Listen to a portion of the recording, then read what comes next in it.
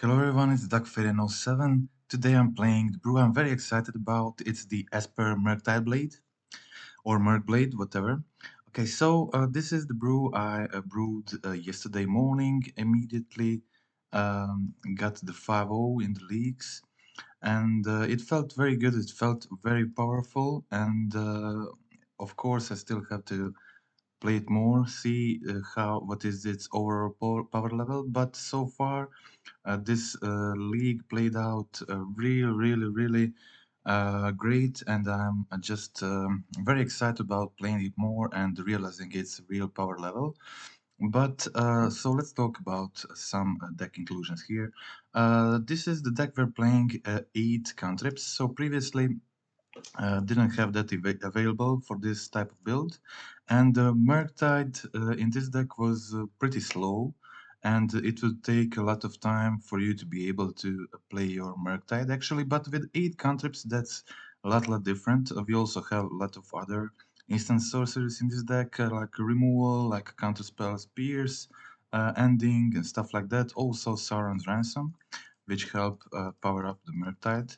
So with all these additions, the Esper variant I think became a lot more playable, and I think this build is pretty close to perfect for this type of build. So options that I still want to explore are like adding 20th land, or maybe just playing a couple of Lorien's Ransom, stuff like that. I definitely don't want to go below 18 actual lands. I think that is minimum. But for now I liked 19th lands without any Loriens. But I can see playing 1, 2, or like doable, or maybe just adding the actual 20th land also as an option. But yeah, overall, I'm pretty happy with all inclusions in the main and in the side. Subtleties have been really good when you play with the subtlety for a bit in the current metagame. You really realize just why its price on MTGO went up so much in the last few weeks. So also we have Orcish Bowmasters here, which are very good with the Sword of Fire Ice, which you often find with our Stoneforge Mystics. And Orcish Bowmasters provides 2 bodies that can carry the swords, and it is also good with Sauron Ransom. Getting that ring bearer can also be relevant often. My only other equipment in this deck is Kaldra. I ditched the Batterskull. Just Kaldra is the target you really want most of the time, and Batterskull is so rarely needed. I decided to ditch it out of this build. But in this variant, we have another equipment on the sideboard. It's Sword of Feast and Famine. It's very usable against big mana decks, also against, of course, black-based decks that play black removals. And that's it. So on the sideboard, we have some Chalice of the Void, primarily for Cascade Hate. There is also Pet of Peril and Dam that work great against Rhinos. We have also one of Flusterstorms, in addition to 2 Spell Pierces in the main. Of course, Scam Hate, Celestial Purge, and 2 Sanctifiers. Also, Dam can be decent against them, and third Subtlety on the sideboard, Unlicensed Hers, and as only, in addition to Sanctifier, only Graveyard Hate on the sideboard. Definitely, if I still don't have enough games with this list, and so far all the games played out so perfectly, I don't want to change anything at the moment. But if there are some bad matchups I still don't know about, there are really some lot of possibilities with the sideboard in these colors, especially like Leyline of the Void against a Scam or stuff like that. So that is basically it. This is a classic control Stoneblade stuff.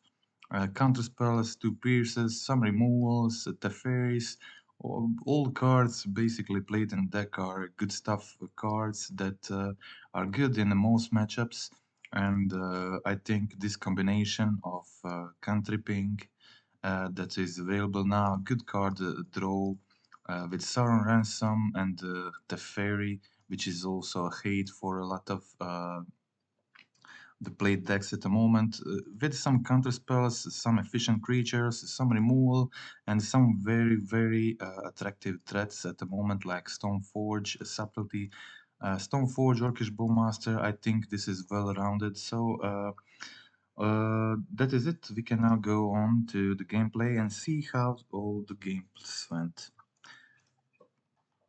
Okay, so match one. I played second. I think most of the games I played second, but this ended up well for me. Game one was against Domain Zoo. They didn't play a creature early, so I was able to just go for the Preordain here, but opponent decides to stubborn denial it, which was fine. I had everything I need. In hand there is Stoneforge, another cantrip, Prismatic Ending. I'm good, whatever they play, unless it's a Sign of Draco. They didn't even play the threat, and it seemed like they just didn't have, they kept a hand without a threat, which is very unusual for this deck. But even if they did, I still have Prismatic Ending available here.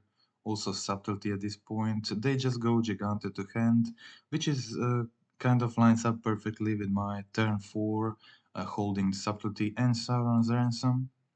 So very happy with... even if they play a creature, it's great for me. If they don't play a creature, it's still great. I still can go just Sauron Ransom and play around Stubborn Denial.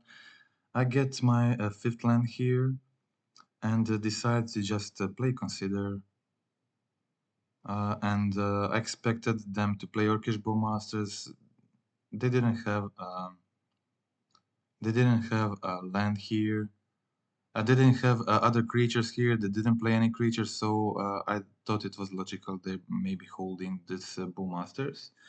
They put the Bowmasters on top and just replayed, which was fine. I still had push and Prismatic Ending in hand, and I just decided to hold Pierce plus Subtlety for their turn. And they went for Territorial Cover, which was again a great target for my Subtlety, also preventing them from attacking with the Orc. And yeah, they go another Tribe of Flames to get rid of my Subtlety, and the Subtlety in this situation just provided extremely good value, like slowing them down so much. I had Prismatic Ending for the Territorial Cowl, so I decided to use the Counterspell on their Giganta. And now I had Kaldra and the Sword of Fire and Ice in hand. I had Preordain, find another Counterspell, so just attack for 5 here, hold the Counterspell. I decide to let the Cowl resolve. I plan to use my Prismatic Ending on it. So I just attack again for put them on 2 life, pass the turn holding Spell Pierce and the Counterspell, and that was it. Opponent tries to go for a binding, but I have Counterspell and they can see the game. Okay, so let's check out game 2.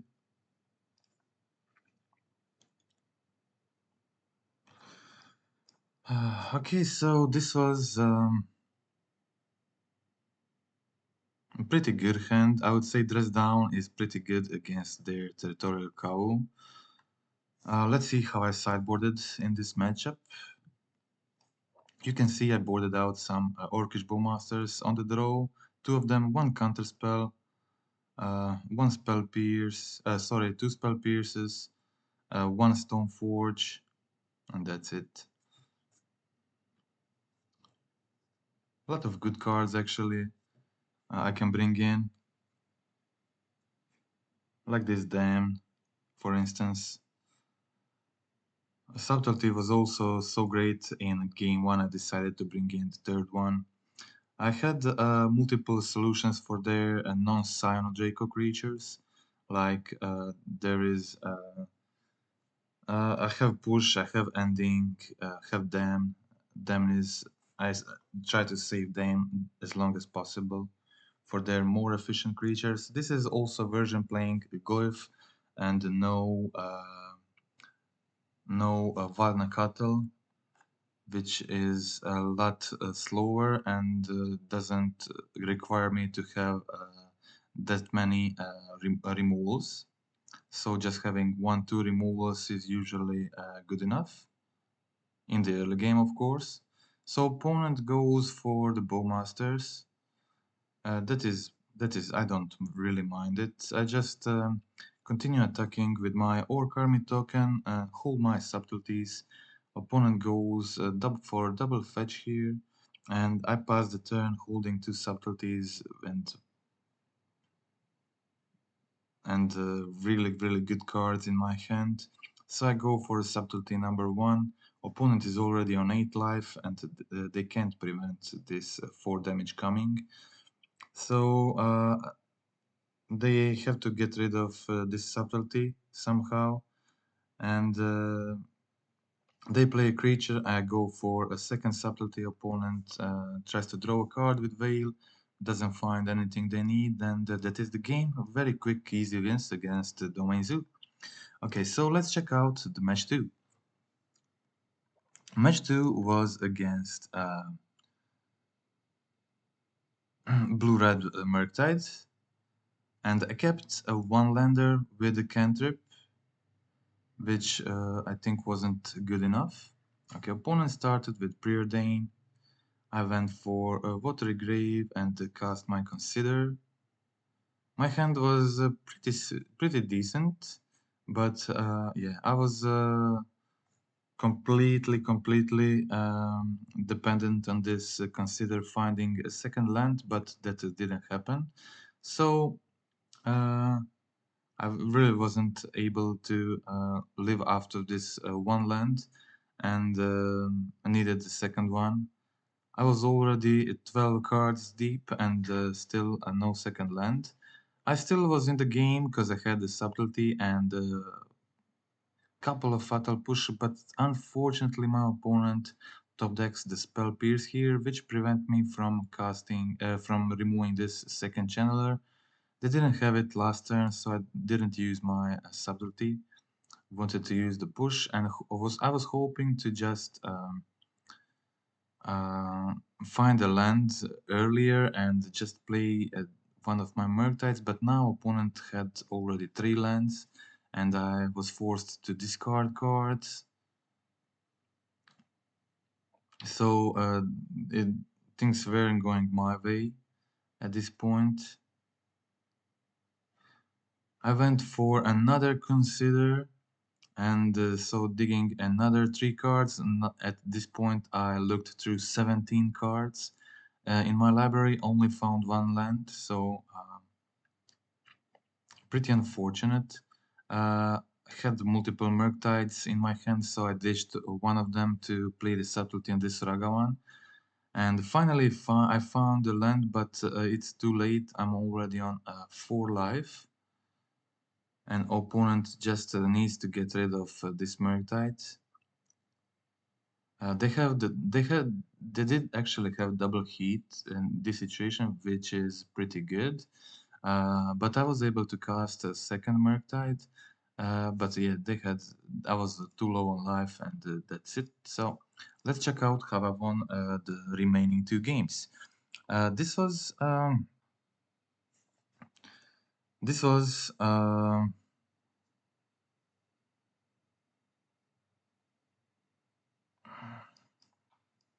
okay, so here I had Preordain turn 1 into turn 2, hers into turn 3, Teferi or Ransom, so kind of ideal curve.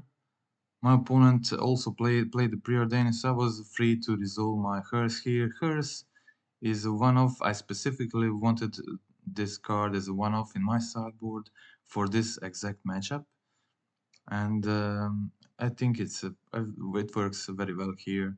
I was in a pretty good situation here, just shocked in that land. I had the opportunity to either play the Bowmasters or the Ransom.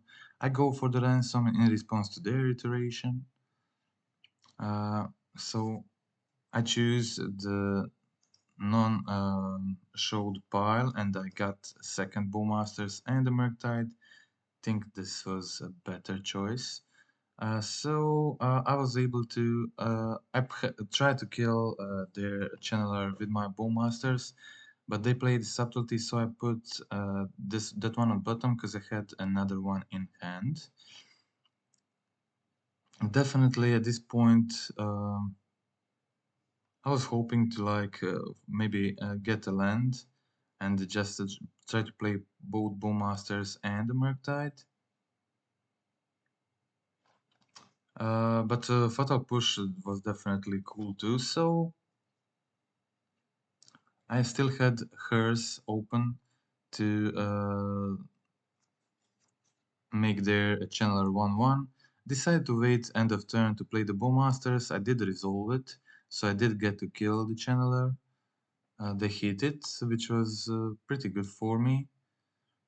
I did get to kill the channeler, which was great, and I exiled 2 more cards from their graveyard, and finally they get rid of it.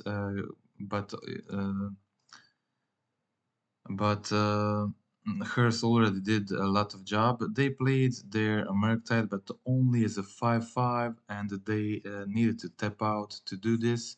So now I made my Orc army ring bearer with the 2 ring levels. So I was able to just do the draw redraw. Opponent decides to hit the Teferi, and they let me do another ring bearer ability before bolting. So I discarded Kaldra and Stoneforge. I was very happy with my hand. Murktide, Subtlety, or great threats at this point. For this matchup, had a solution for anything they might play. I decided to just play one of my subtleties here um, as a threat, and I tried to cast my Murktide, and it resolves as an 8/8, and opponent didn't have solutions for all of this, so that was the game. Let's check out how the last game ended up.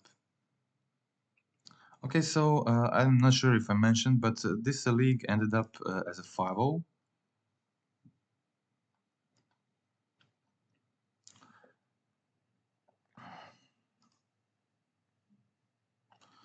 Okay, so pretty good hand on the draw. I had a Subtlety, a Stoneforge. Sword of Fire Ice is often just good to draw. I kind of have them where I want them at this point, so I decide not to hold the Counterspell, but just to play the Stoneforge.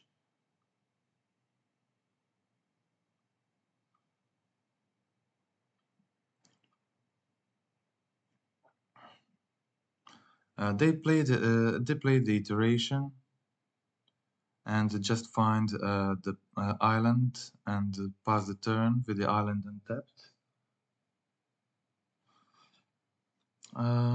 So I was holding Subtlety and the Counterspell for interaction here. I was hoping to play this Counterspell to fill my yard for the Murktide maybe next turn. But also holding Subtlety was good at this point too.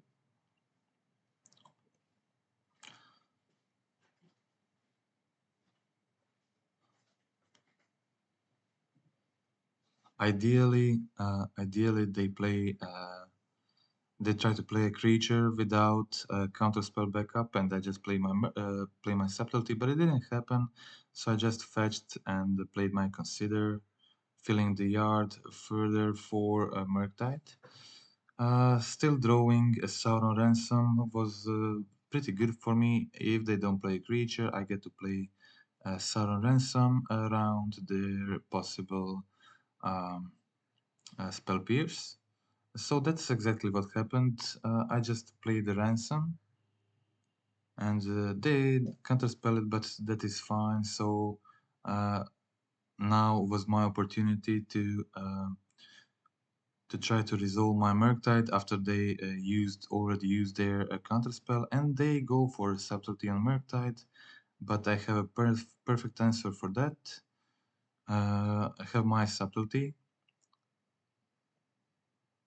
and my Murktide resolves, which puts opponent in the pretty terrible situation.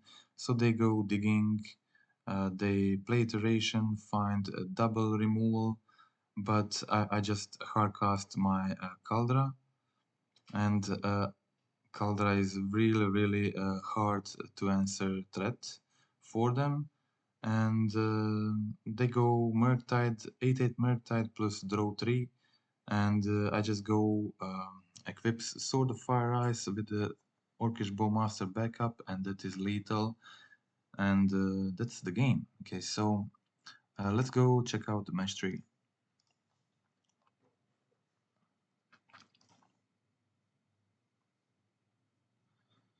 Okay, had to mulligan that one and put the Kaldra back, and kept decent hand with a couple of counterspells and the Murktide Regent against burn, and you will here see just how difficult for burn is actually to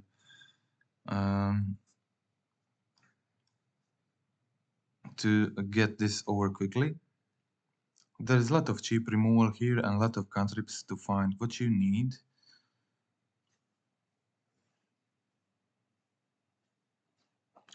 Goblin Guide reveals Preordain from the top of the library. I decide to put it into the yard and find another Consider, which I played there. And now I had the opportunity to go for turn 3 7/7 Murktide, which is pretty good. Just play my Hallowed Fountain tapped and hold the Subtlety if needed. And also, when I untap, I will untap with a Counterspell, which is pretty good.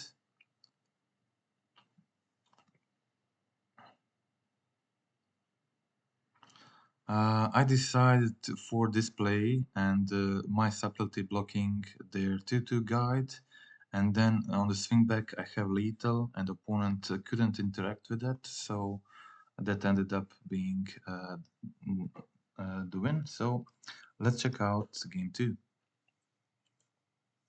Previously there was no way, I mean there was a way if you draw multiple considers, but previously it was really hard for this deck to consistently play turn 3 Murktides, which is now definitely possible. So I went for Consider here, putting Purge into the yard, finding the Pierce, which is great in the matchup, also Flusterstorm already there. I decided to go for the Bowmasters, ping the guide and kill the guide, and put the body on the field, with which I can just start pressuring opponent, doing some damage. I definitely wanted to play the Murktide, but also wanted to hold all this interaction so opponent can't surprise me with a lot of burn spells. I just played my lens tapped, play a couple of my cantrips, and opponent were using their draw lands to find more burn spells. I definitely wanted to use my spell pierce here for the Helix. Helix creates a lot of difference in this matchup. So I still had the Flusterstorm for their turn, but they decided not to play anything. I had a lot of permission in my hand, so I was just comfortable attacking with the Orc army, pressuring slowly my opponent while still holding those counterspells. Opponent draws another card, grows my Orc, and I finally Prismatic Ending the Vortex, still holding the Counterspell and all other um, interactions. So at this point, now it was possible for me to finally play the Murktide. I mean, I could definitely play it before, but there was just no need to do this, to risk them having um, some crazy hand. But I go for the Murktide here, which is basically kill next turn, and fluster their Boros Charm, and also holding Counterspell in hand, so that was the game. Let's check out the next one.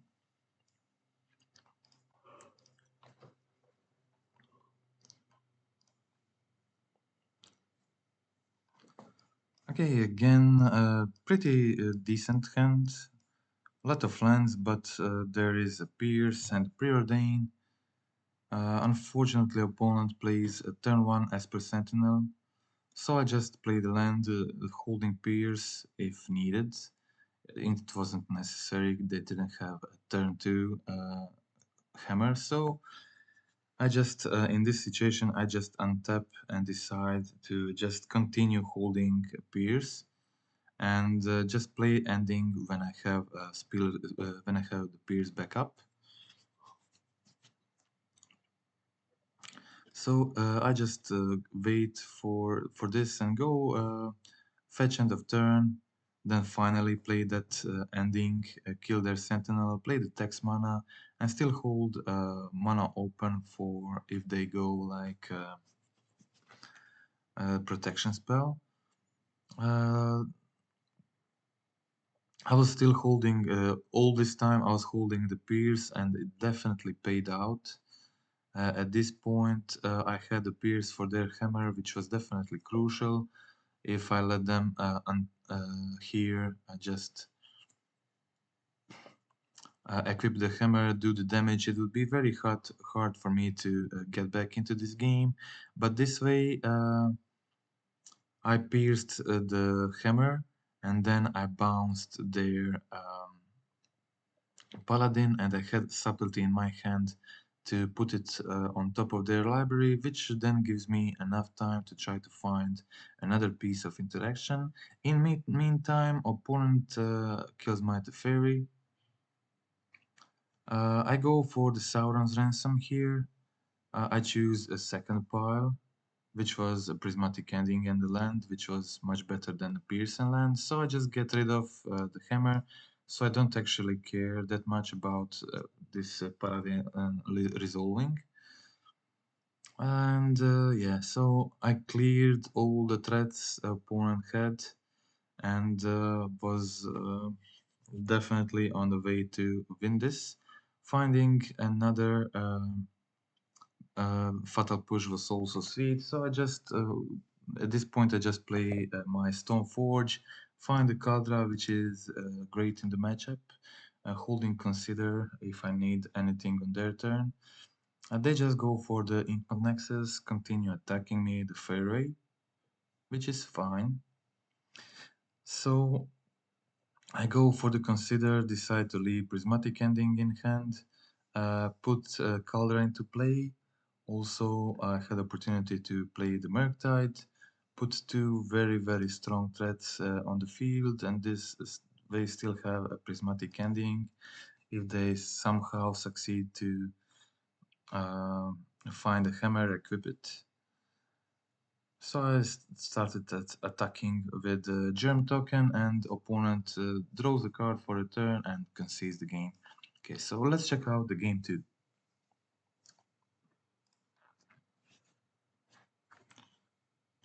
Okay, in the game 2 had a pretty decent hand, but no blue mana. I decided to keep this anyway because I had the Subtlety as a free interaction here. Also had Prismatic Ending and Stoneforge available, so I think this was playable. Let's see how I boarded. I removed my Sauron Ransom to the sideboard, one Counterspell, and one Stoneforge for some good hate cards from the side. like Dress Down can be pretty good against a lot of their stuff. Constructs primarily, but also Stoneforge. Okay, I decided to go for Consider here. Definitely land was a good top deck here, so I decided to just get a basic. And opponent plays there a Kaldra, so I just put mine into play and we trade for germ tokens. But before damage, they go Solitude on my Kaldra, so I wasn't able to really trade. Yeah, so I needed to play a Bowmasters first, so I get a token, and I decide to play Dress Down later to remove Trample from the germ, so I can just jump block the germ for a turn. Unfortunately, I wasn't able to use my push here, but it didn't really matter because I find Prismatic Ending immediately to get rid of the germ token, and I was still holding a Fatal Push in case they find something else. So now I was able to play Murktide, which is just very effective at finishing the game in a few turns, and play my land tapped and just hold the push. They already used most of their resources and didn't have much cards in hand. So I was feeling pretty good about this, also finding Preordain to dig through more stuff. Just going double Preordain in this situation feels just incredibly strong. I start attacking with Murktide, put them on 3-turn clock.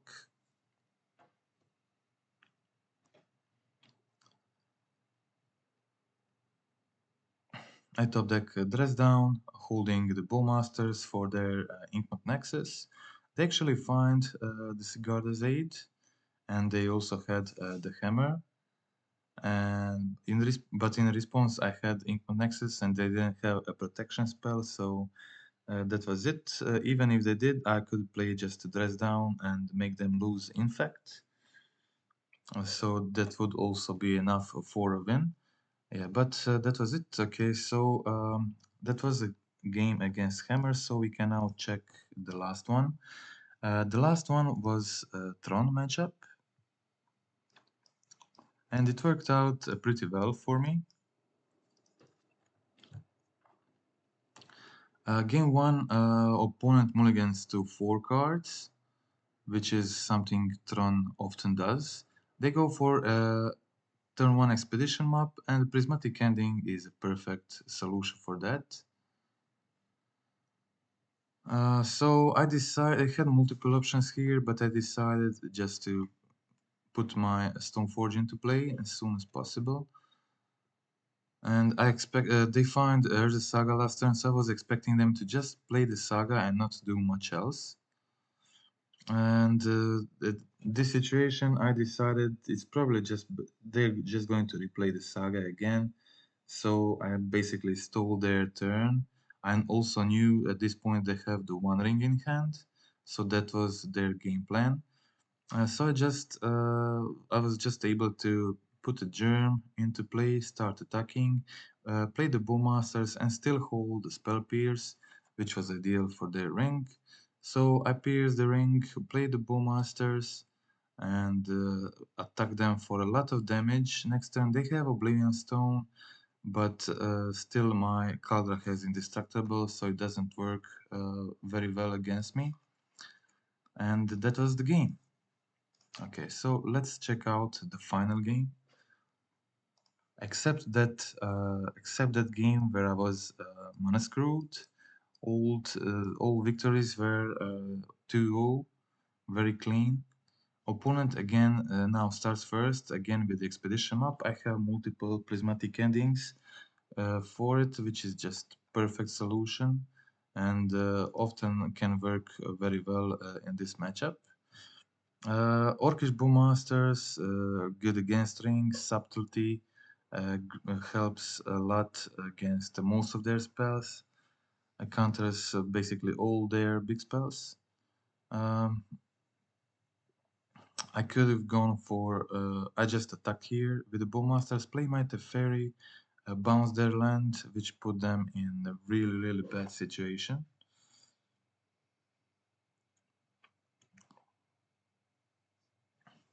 And or they concede immediately, and this would set them back by a lot, and they decide it's time to concede. So that was it. That was the entire league.